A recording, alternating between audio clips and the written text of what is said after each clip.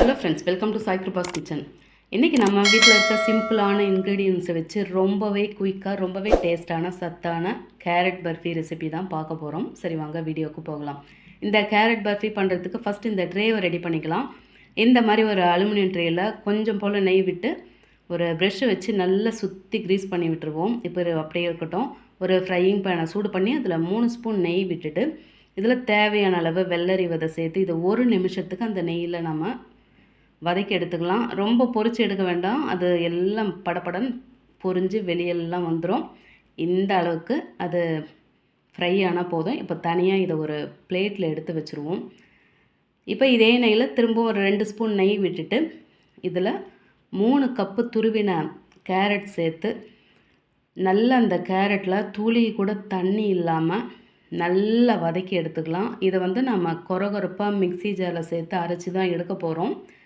கேரட்டை அப்படியே துருவிட்டு மிக்ஸி ஜாரில் அப்படியே ஸ்ட்ரெயிட்டாக சேர்க்கும்போது அது ரொம்பவே தண்ணி அதிகமாக இருக்க மாதிரி இருக்கும்.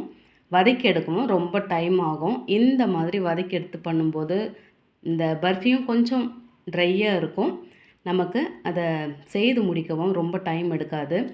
இப்போ பாருங்கள், தண்ணி துளி கூட இல்லை, நல்லாவே வதங்கி நல்ல ட்ரையாக வந்திருக்கு. இப்போ இதை நம்ம இறக்கி ஆற வச்சுட்டு மிக்ஸி ஜாரில் சேர்த்து கொரகொரப்பாக இந்த மாதிரி அரைச்சி எடுத்துக்கலாம். ரொம்ப மாவாக இருக்க வேண்டாம், ரொம்பவும் கொரகொரப்பாக இருக்க வேண்டாம். இருக்கட்டும் இப்போ தனியாக. இப்போ ஒரு அகலமான நான்ஸ்டிக் பாத்திரம் சூடு பண்ணி அதில் 3 டேபிள் ஸ்பூன் நெய் விட்டுட்டு நம்ம அரைச்செடுத்த அந்த கேரட்டை சேர்த்து திரும்பவும் நல்லா ஒரு வதக்கி விட்டுருவோம்.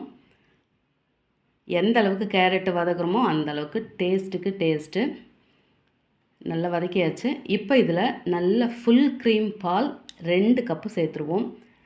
நல்ல திக்கான பால் சேர்த்து இப்போ இதை நல்லா ஒரு முறை கலந்து விட்டுக்கலாம். நல்லா கலந்து விட்டு இப்போ இதில் உங்களுக்கு ஃபுட் கலர் விருப்பம் இருந்தால் சேர்த்துக்கோங்க. இல்லாட்டி நல்ல டார்க்கான ஆரஞ்சு கேரட்னால் அப்படியே கூட விட்டுடலாம். நான் 2 பிஞ்ச் போல் ஆரஞ்சு ஃபுட் கலர் சேர்த்துருக்கேன். அதையும் நல்லா கலந்து விட்டாச்சு. இப்போ இதில் இனிப்புக்கு 1/2 கப்பு கண்டன்ஸ் மில்க் சேர்த்து கூடவே 3/4 கப்பு சர்க்கரை சேர்த்துருவோம். உங்கள்கிட்ட கண்டன்ஸ் மில்க் இல்லைனாக்கா நீங்கள் 1/2 கப்பு சர்க்கரை சேர்த்து கலந்து கூட இந்த ஸ்வீட்டை செய்து எடுக்கலாம்.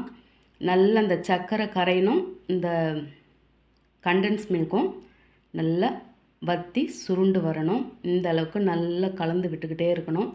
இப்போ இதில் 1 பிஞ்ச் போல் உப்பு சேர்த்துக்கலாம். எந்த ஸ்வீட்டாக இருந்தாலும் அதில் கட்டாயம் 1 பிஞ்ச் உப்பு சேர்த்துக்கோங்க. அப்போ தான் இந்த இனிப்பை நல்லா எடுத்து காட்டும். நல்லா கலந்து விட்டு இது அளவு நல்லா குறைஞ்சி வரணும். ரொம்பவே ஈஸியான ஒரு ஸ்வீட். இதோ பாருங்கள், நல்லாவே அதில் இருக்க அந்த பால் எல்லாம் வற்றி வந்திருக்கு. இதை அப்படியே கலந்து விட்டுக்கிட்டே இருக்கணும். இப்போ இதில் திரும்பவும் 3 ஸ்பூன் போல் நெய் விட்டுக்கலாம்.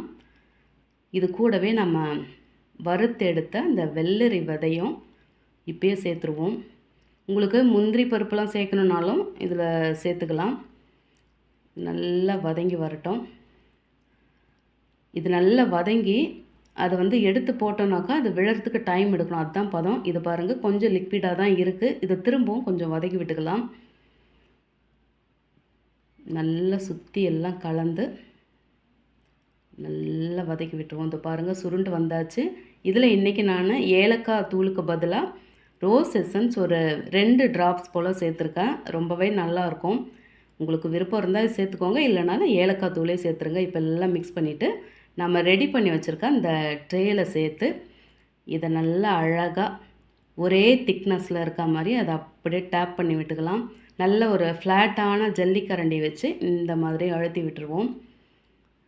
இது நல்ல ஒரு 5 நிமிஷம் அப்படியே செட் ஆகட்டும். அதுக்கப்புறம் இப்போவே நம்ம பீஸ் போட்டுடலாம்.